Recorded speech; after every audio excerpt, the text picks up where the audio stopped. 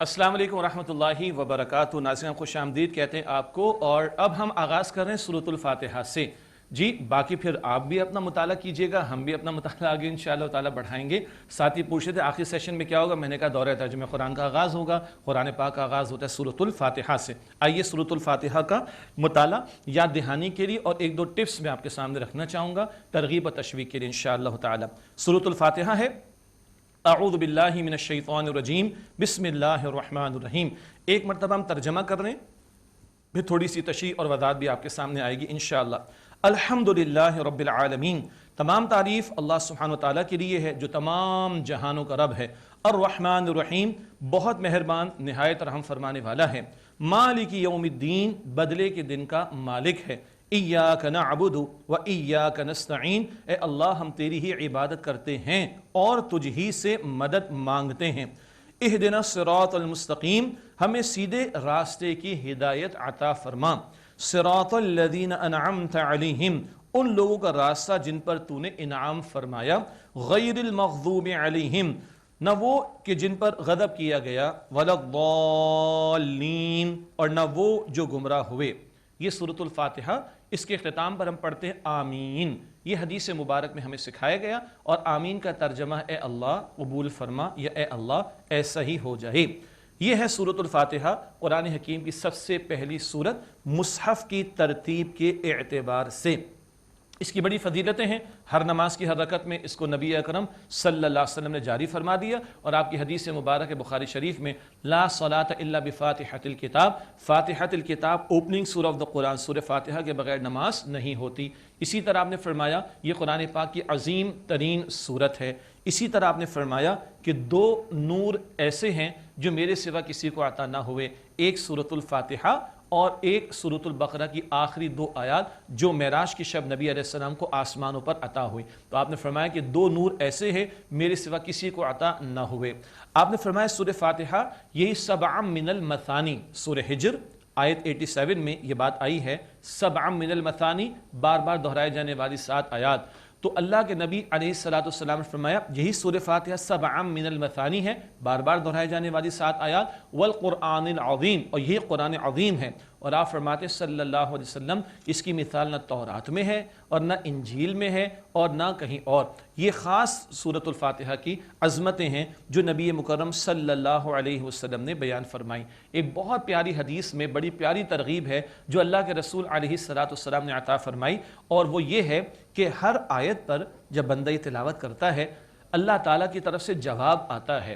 ہاں مسلم شریف کی روایت ہے جواب آتا ہے۔ اللہ تعالیٰ فرماتا ہے، حضور فرما رہے صلی اللہ علیہ وسلم، حدیث قدسی ہے کہ اللہ تعالیٰ کیا فرماتا ہے جب بندہ کہتا ہے الحمدللہ رب العالمین، اللہ تعالیٰ فرماتا ہے میرے بندے نے میری حمد بیان کی۔ بندہ کہتا ہے الرحمن الرحیم، اللہ فرماتا ہے میرے بندے نے میری ثنا بیان کی۔ بندہ کہتا ہے مالک یوم الدین، اللہ فرماتے ہیں میرے بندے نے میری بزرگی بیان کی۔ بندہ کہتا ہے ایاک نعبد و ایاک نستعین، اے اللہ ہم تیری ہی عبادت کرتے ہیں اور تجھ ہی سے مدد مانگتے ہیں۔ اللہ تعالیٰ فرماتا ھذا بینی و بین عبدی، یہ میرے اور میرے بندے کے درمیان مشترک ہے۔ اور جب بندہ کہتا ہے اہدنا الصراط المستقیم صراط الذین انعمت علیہم غیر المغضوب علیہم ولا الضالین، تو اللہ تعالیٰ فرماتا ہے ھذا لعبدی ولعبدی ما سأل، یہ سب میرے بندے کے لیے ہے، اور اللہ فرماتے میرے بندے نے جو مانگا اس کو عطا کر دیا گیا۔ سبحان اللہ، ہر آیت پر اللہ تعالیٰ کی طرف سے جواب آتا ہے۔ تو بھائی ہمارے تو کہتے ہیں بہت بڑے قاری صاحب ہیں، ایک ہی سانس میں سورہ فاتحہ پڑھ جاتے ہیں۔ سبحان اللہ بھائی، وہ اپنے گلے کی قوت کا اظہار ایک الگ شے ہے، لیکن مسنون تلاوت کیا ہے؟ اللہ کے نبی علیہ السلام کی تلاوت کی کیفیت بیان کی گئی۔ آپ ایک آیت پڑھتے وقف فرماتے، رک جاتے، دوسری آیت تلاوت کرتے وقف فرماتے، الحمدللہ رب العالمین وقف، الرحمن الرحیم وقف، مالک یوم الدین وقف۔ ٹھیک ہے، ہاں وہ تراویح میں ذرا معمول کی رفتار سے زائد کا معاملہ الگ شے ہے، عموم کے اعتبار سے اہتمام کرنا چاہیے، اور خاص سورۃ فاتحہ میں کہ ہر آیت پر اللہ تعالیٰ کی طرف سے جواب عطا ہو رہا ہے، اس جواب کو فیل بھی ہمیں کرنا چاہیے۔ اچھا جی، اب ایک ٹپ میں آپ کے سامنے رکھنا چاہ رہا ہوں۔ ابھی اگر آپ غور کریں، اور ہمارے ساتھی اسکرین پر ٹیکسٹ بھی آپ کو انشاءاللہ پریزنٹ کریں گے، ایک ایک آیت ذرا غور کیجئے گا۔ اس سورہ فاتحہ کے 85% الفاظ ہمیں اردو میں آتے ہیں۔ ایک ایک آیت میں چاہوں گا ہمارے ساتھی آپ کو پریزنٹ کر دیں اسکرین پر اگر، اور آپ توجہ فرما لیں، ویسے یاد تو سب کو ہے۔ الحمد میں حمد، للہ میں اللہ، رب عالمین، چاروں الفاظ اردو میں استعمال کرتے ہیں؟ ہاں جی۔ اگلی آیت الرحمن الرحیم، رحمان رحیم استعمال کرتے ہیں؟ جی بالکل کرتے ہیں۔ اگلی آیت مالک یوم دین، اردو میں استعمال کرتے ہیں؟ جی بالکل استعمال کرتے ہیں۔ تو 3 آیتوں کے تمام الفاظ، پہلی 3 آیتوں کے تمام الفاظ اردو میں ہم استعمال کرتے ہیں۔ آگے چلیے، ایاکا، یہ اردو میں ہم استعمال نہیں کرتے، ٹھیک ہے۔ نعبد، عبد عبادت، یہ استعمال کرتے، شکل ذرا ڈیفرنٹ ہے، یعنی یہ ورب کے اعتبار سے سامنے آ رہا ہے۔ واو اردو میں استعمال کرتے، لیل و نہار دن رات، گل و بلبل، واو اردو میں استعمال کرتے۔ ایاکا ہم استعمال نہیں کرتے اردو میں۔ نستعین، نستعین ایک استعانت کا لفظ ہے، ذرا ہے مشکل، گاڑی اردو کا ہے مگر استعمال کرتے ہیں، لیکن چلیے زیادہ استعمال نہیں ہوتا۔ اگلی آیت اہدنا، ہدایت اردو میں استعمال ہو جاتا ہے۔ صراط مستقیم، صراط مستقیم اردو میں استعمال ہوتا ہے۔ اگلی آیت پھر صراط راستہ آ گیا۔ الذین اردو میں استعمال نہیں کرتے۔ انعمت انعام نعمت استعمال کرتے ہیں۔ علیہم عام طور پر ویسے استعمال نہیں کرتے۔ غیر المغضوبی صحابہ کرام رضی اللہ عنہم استعمال کرتے ہیں۔ انبیاء علیہم السلام استعمال کرتے ہیں، وہ کچھ لوگوں کو اندازہ ہے لیکن کم استعمال ہوتا ہے اردو میں، ٹھیک، لیکن وہ عربی کے الفاظ ہیں نا، انبیاء علیہم السلام۔ آگے غیر، غیر اردو میں استعمال کرتے ہیں بغیر اس کے، ہاں غیر استعمال کرتے ہیں۔ مغضوب غضب اردو میں استعمال کرتے ہیں، بالکل استعمال کرتے ہیں۔ پھر علیہم آ گیا، تھوڑا کم استعمال ہوتا ہے۔ پھر واو آ گیا، اردو میں استعمال ہوتا ہے۔ لا ریب، کوئی شک نہیں ہے تو عربی کا لیکن اردو میں استعمال کرتے۔ اور ضالین، تو ضال یہ ذرا گاڑی اردو میں گمراہ کے لیے استعمال ہوتا ہے عربی کا لفظ، یہ بھی کم استعمال ہوتا ہے۔ میں آپ کو دعوت دوں، آپ غور فرمائیے، اس کے 80-85% الفاظ ہم اردو میں استعمال کرتے ہیں، اور میں سچی بات عرض کروں، ہم اردو بولنے والوں کے لیے آسان ترین زبان عربی زبان ہے۔ اردو خود ترکی کا لفظ ہے، لشکر اس کا مفہوم ہے، اور یہ کیا ہے اردو؟ یہ بہت ساری زبانوں کے الفاظ کا مجموعہ ہے، اور ہاں اس اردو میں اس قدر وسعت قلبی کے ہر زبان کے الفاظ کو لے لیتی ہے، سبحان اللہ، بڑا پورشن ہم نے عربی زبان سے لیا ہے۔ تو ہم اردو بولنے والوں کے لیے خدا را سوچے اس بات کو، آسان ترین زبان عربی زبان ہے۔ جی اللہ ہمیں ہمت دے کہ قرآن پاک کی زبان بھی سیکھیں تو نور علی نور والی بات ہو جائے گی۔ سوچیں، اللہ مجھے اور آپ کو ہمت دے، اگر عربی اتنی سمجھ آ جائے، سیکھنا پڑے گی تھوڑا، اتنی سمجھ آ جائے کہ جب کوئی امام تلاوت کر رہا ہو، کوئی قاری صاحب تلاوت کر رہے ہوں اور ترجمے کی ضرورت پیش نہ آئے، اور رحمان کے الفاظ، رحمان ہی کے الفاظ میں ہمیں سمجھ میں آئیں، تو اس کا اثر کیا ہوگا؟ کبھی آنکھیں نم ہوں گی، کبھی رونگٹے بھی کھڑے ہو جائیں گے، کبھی دل بھی دھڑکنا شروع ہو جائے گا۔ اللہ اکبر، اللہ یہ تاثیر قرآن مجھے، آپ کو، ہم سب کو عطا فرمائے۔ اب آئیے تھوڑا مضامین کی یاد دہانی، بہت تفصیل کا موقع نہیں ہے، اب آخری سیشن بھی ہے، پھر آپ سے اجازت بھی لیں گے انشاءاللہ تعالی، لیکن مضامین کے اعتبار سے ایک مضمون تو کیا ہے؟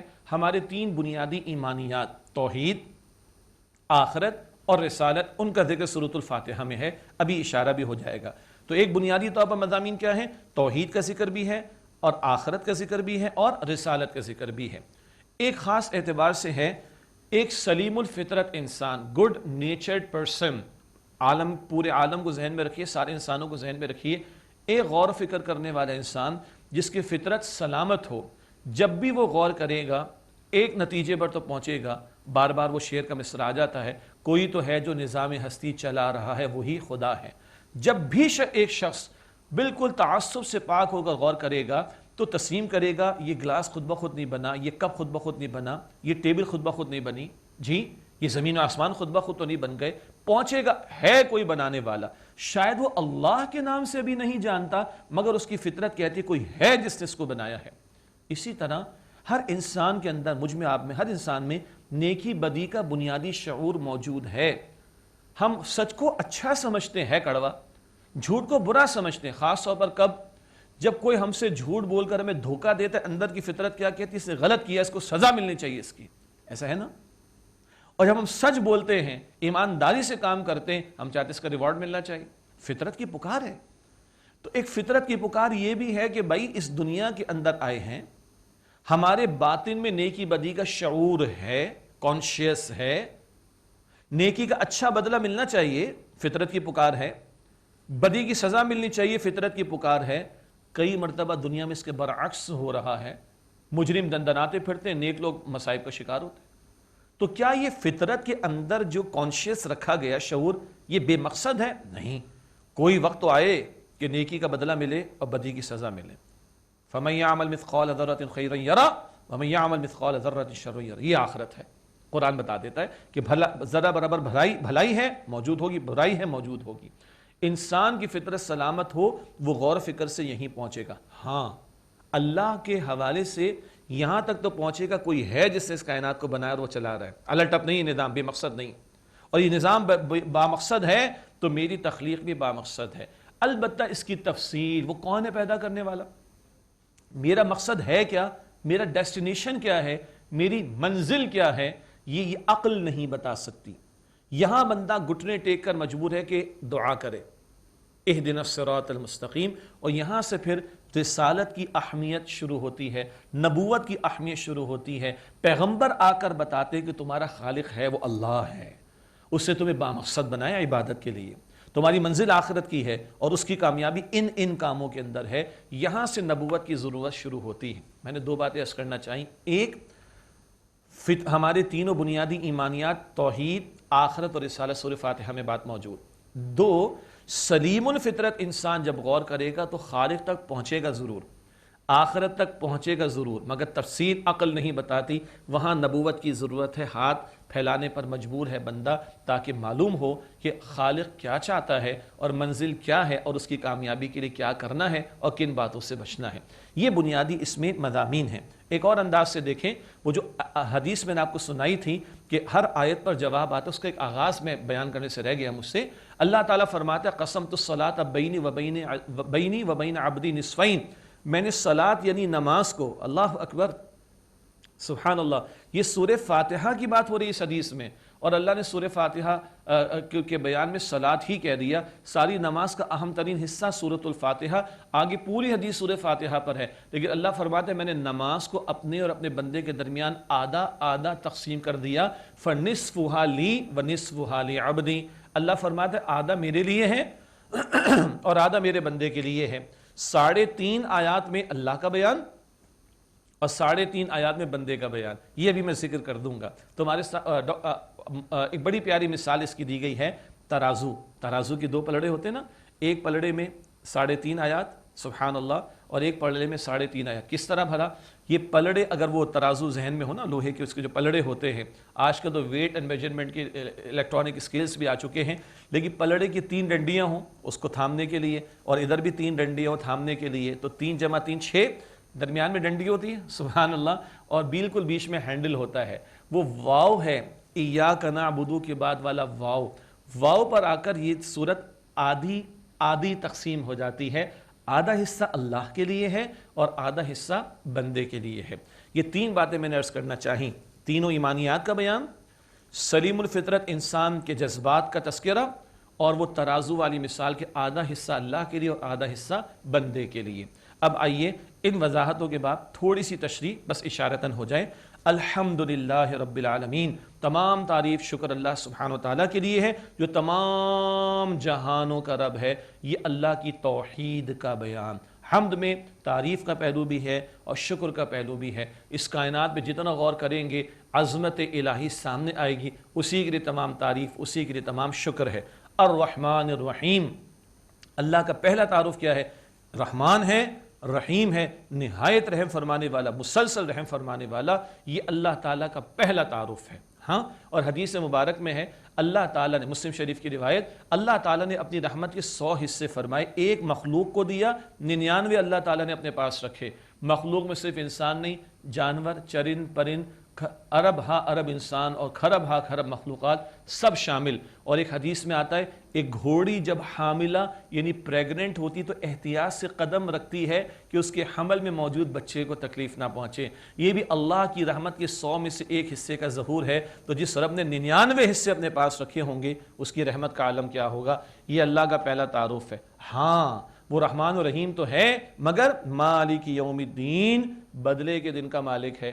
اس کی رحمت کا تقاضا ہے کہ قیامت برپا ہو، اس کی رحمت کا تقاضا ہے کہ اس کے فرما بردار بندوں کو نوازا جائے، اس کی رحمت کا تقاضا ہے کہ مظلوموں کی داد رسی ہو، اس کی رحمت کا تقاضا ہے کہ مجرمین کو سزا دی جائے، ایسا ہی ہے نا، تو قیامت برپا ہوگی، یہ اس کی رحمت کا تقاضا ہے۔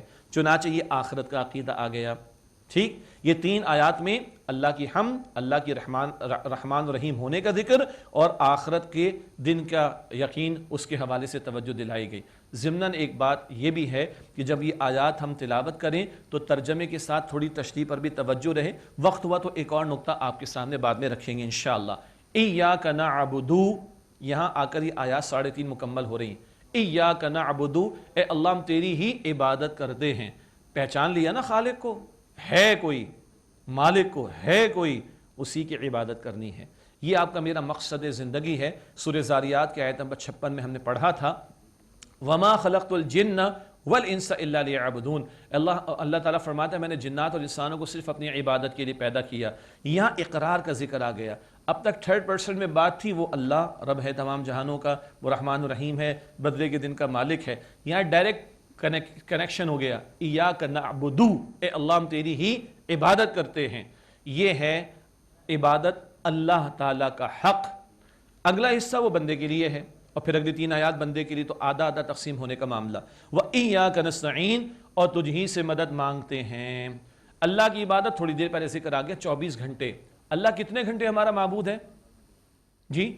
صرف رمضان میں جمعے کے 2 گھنٹے نہیں، اللہ 24 گھنٹے معبود ہے، تو اللہ کی عبادت 24 گھنٹے ہوگی، انفرادی زندگی میں بھی اور اجتماعی معاملات زندگی میں بھی۔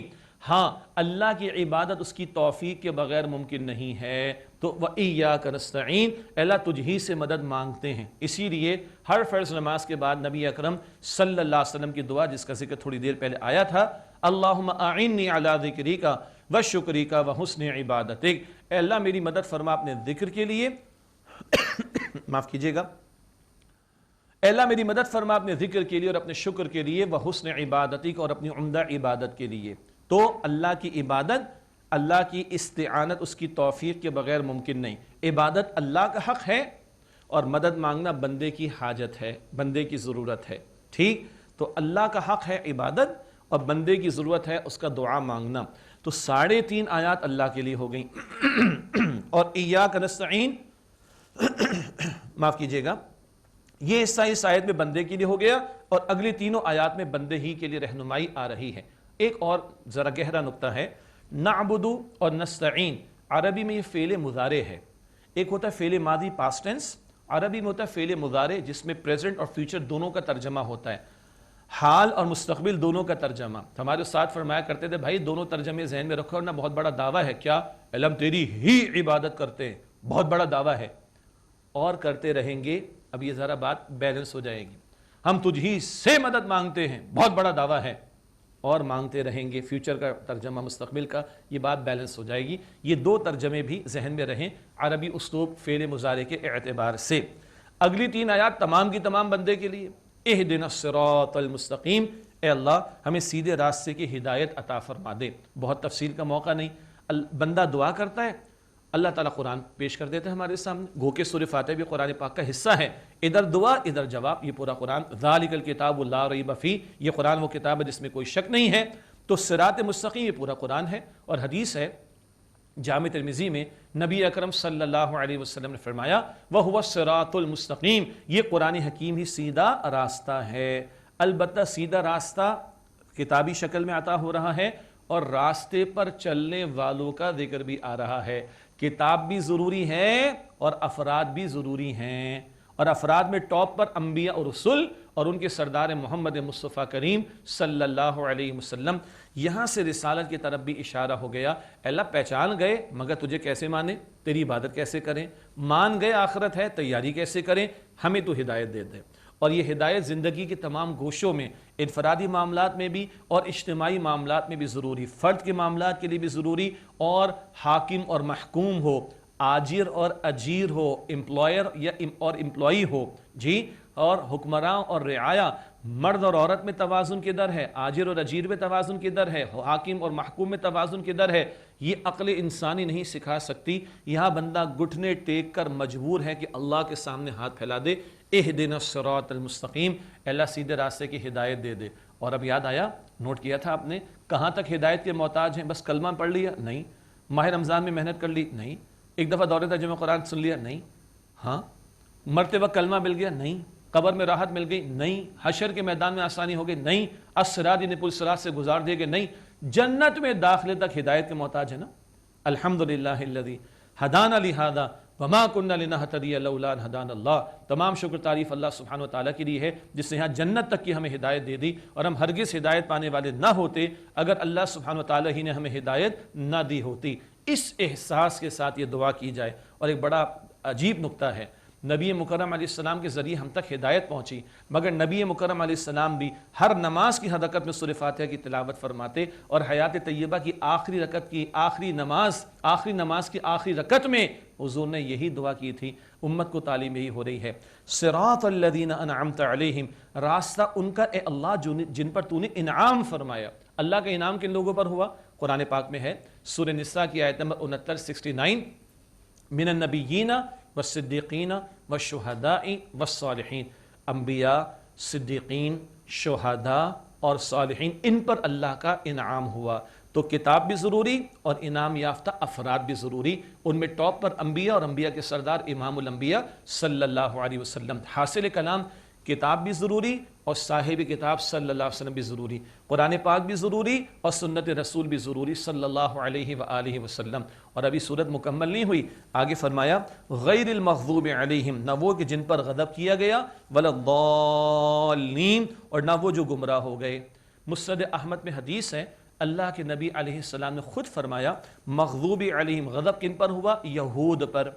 ضالین، گمراہ کون ہوئے؟ حضور نے فرمایا نصارہ۔ اور آپ کو یاد ہے دورہ ترجمہ قرآن میں ہم نے شروع میں بات کی تھی، البقرہ کا مطالعہ کریں یہود کا ذکر زیادہ ہے، آل عمران کا مطالعہ کریں نصارہ کا ذکر زیادہ ہے۔ ان کے کرتوت اللہ نے ہمارے سامنے رکھے، جن حرکتوں میں مبتلا ہوئے تم ان سے بچو۔ یہ ہر نماز کی ہر رکعت میں ہمیں تلاوت کرنے کو کہا گیا، یہود کے کرتوت سے بچو، نصارہ کی حرکتوں سے بچو۔ ان لوگوں نے کتاب کو پس سے پش ڈالا، پیغمبروں کا ساتھ چھوڑ دیا، پیغمبروں کا مشن میں ان کا ساتھ نہ دیا، دنیا کی محبت میں ڈوب گئے، رہبانیت جیسی بدعت اختیار کر لی نصارہ نے، من چاہی باتوں کو دین کے طور پر اختیار کر لیا۔ تم وہ حرکتیں نہ کرنا جو انہوں نے کی، جس کی وجہ سے وہ اللہ کے غضب کا شکار ہوئے۔ یہ پیغام بھی ہر نماز کی ہر رکعت میں ہمیں مل رہا ہوتا ہے۔ یہ آخری حصہ دعا ہی دعا ہے، اور اس صورت کا ایک نام تعلیم مسئلہ بھی ہے۔ اللہ تعالیٰ نے دعا کرنے کا طریقہ اور سلیقہ بھی سکھا دیا، اللہ کی بڑائی بیان کرو پھر اللہ تعالیٰ سے دعا کرو۔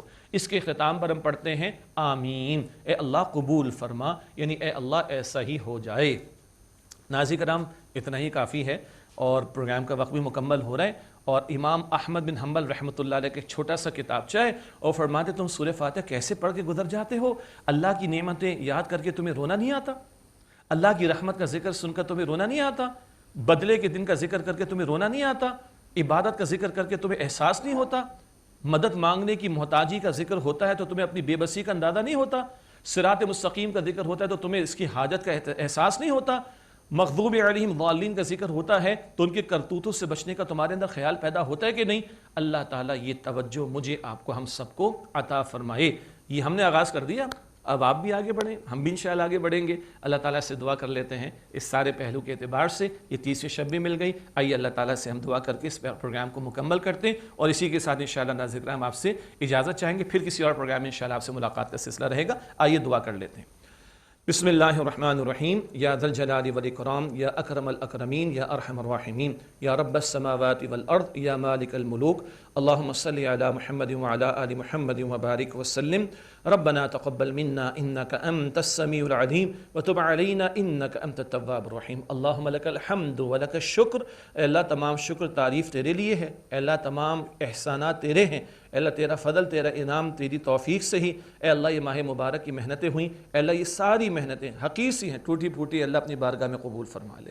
یا اللہ ہم سب کی، ہمارے ماں باپ کی، ہمارے گھر والوں کی، ہمارے اساتذہ کی، تمام مسلمانوں کی مغفرت فرما دے۔ اے اللہ ایک رات تو نے اور دے دی، ایک دن اور دے دیا، اس کی قدر کرنے کی توفیق عطا فرما، اپنی مزید بندگی کی توفیق عطا فرما۔ ماہ رمضان کے بعد بھی اللہ اپنا تقوی اختیار کیے رکھنے کی توفیق عطا فرما، پوری زندگی اپنی بندگی کی توفیق عطا فرما۔ اے اللہ بندگی کی دعوت دینے اور بندگی والے نظام کی نفاذ کی جد و جہد کی توفیق عطا فرما۔ اے اللہ قرآن پاک سے تعلق کی مضبوطی اور اس کے حقوق کو ادا کرنے کی توفیق عطا فرما۔ اے اللہ ہمارے مرحومین معذورین کی مغفرت فرما، اے اللہ بیماروں کو شفا عطا فرما دے، اے اللہ ہماری مشکلات کو دور کر دے، اے اللہ کل عالم کو ہدایت دے دے، کل عالم کے لوگوں کو ہدایت دے دے، اور ہمارے مسلمان بھائی بہنیں جہاں مظلوم، اللہ سب کی پردہ غیب سے مدد فرما، اے اللہ ہمیں اسلام پر زندہ رکھ، اے اللہ ایمان پر خاتمہ عطا فرما، اے اللہ ہمیں جہنم سے آزاد فرما دے، اے اللہ ہمیں جہنم سے آزاد فرما دے، اے اللہ ہمیں جہنم سے آزاد فرما دے، اے اللہ ہمارے حساب کو آسان فرما دے، اے اللہ روز قیامت نبی اکرم علیہ السلام کی شفاعت نصیب فرما دے، یا اللہ ہمیں جنت الفردوس عطا فرما دے، یا اللہ جنت الفردوس عطا فرما، اے اللہ جنت الفردوس عطا فرما دے، اے اللہ ہم سب سے راضی ہو جا، اے اللہ ہم سب سے راضی ہو جا، اے اللہ ہمیں محروم نہ فرما، عطا فرما دے، اے اللہ راضی ہو جا۔ وصلی اللہ علی النبی الکریم وعلی آلہ واصحابہ اجمعین، آمین برحمتک یا ارحم الراحمین۔